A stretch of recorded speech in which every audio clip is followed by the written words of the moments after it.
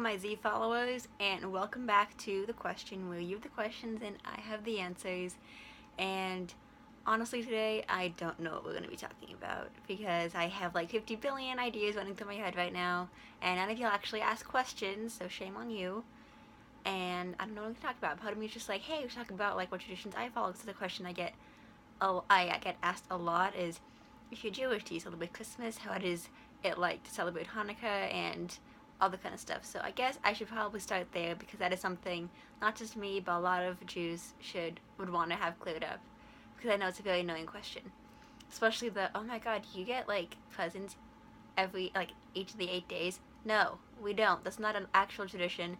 It could be like a particular family tradition, but it's not like a legitimate tradition. Like presents on Christmas. It's not like something that's just you do. It's something that you family can choose to do if they want to.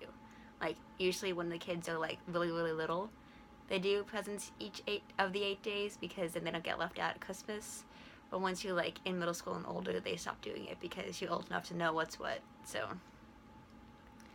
like honestly, Hanukkah is really laid back. The only thing we really do is just like light the candles and say prayer, eat latkes and jelly donuts, a bunch of other fried food, and spin the dreidel, and that's really like the only traditions we have. It's not like a major holiday. Well, it may seem like a major holiday, but like for Jews, it's a minor holiday, which means we can actually go to school and touch technology, use currency, that kind of stuff. For like major holidays like Yom Kippur and other ones, it's like you don't go to work, you don't like feel technology, and you don't like exchange currency. It's like it's a whole thing. And if I'm doing any of this wrong, because I'm not like Orthodox Jewish, I'm just sort of like the after effects of a generation, comment below.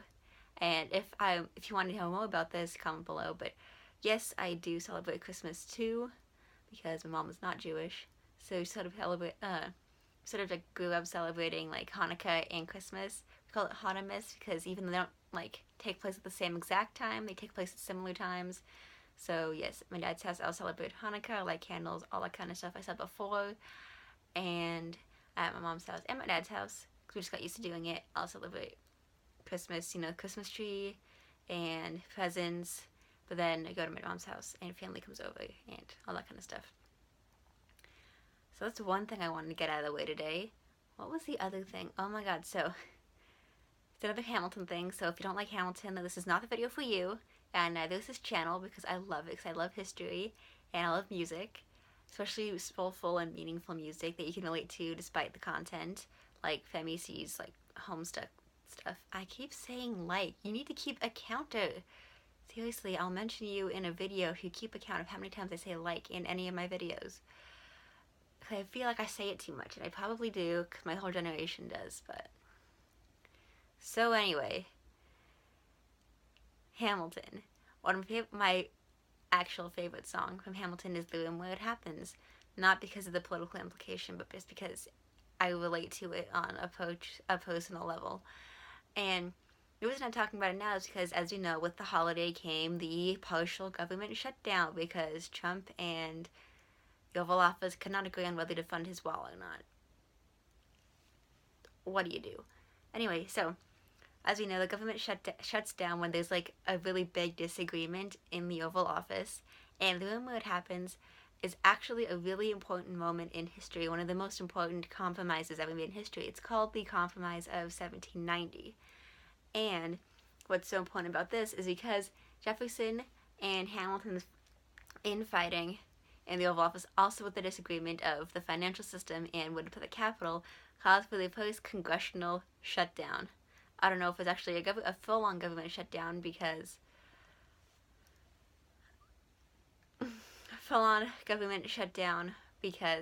we know the government wasn't really that well established. I don't know if it was like as serious as it is today with all like the mail and all the government workers sort of just not getting paid or anything.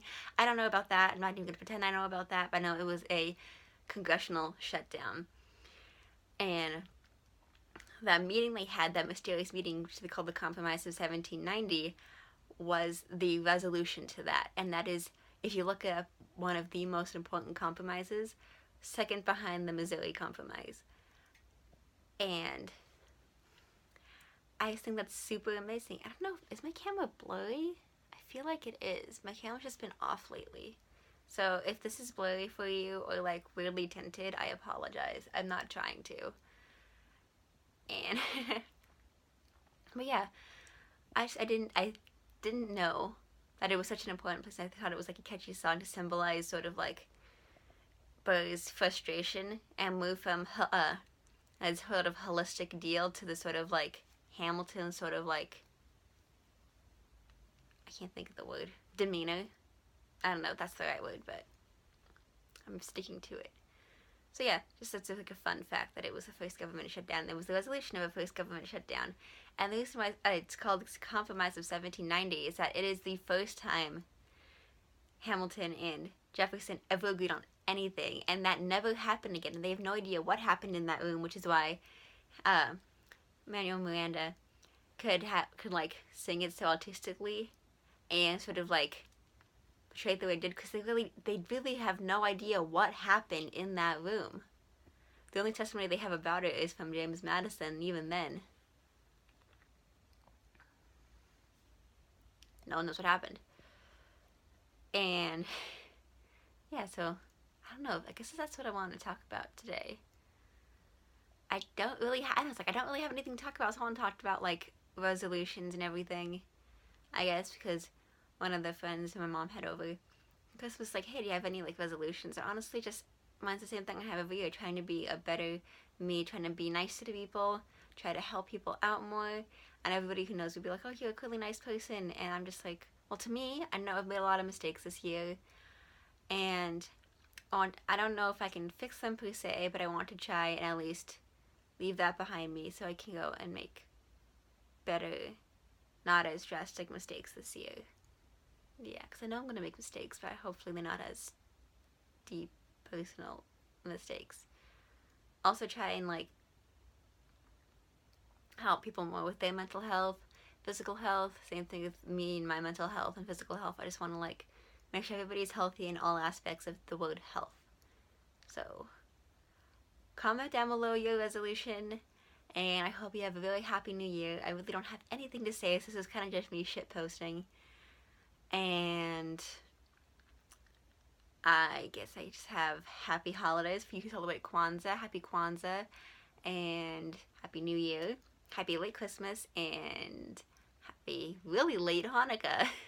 So, just my bangs. I just really like to do this a lot too. Okay.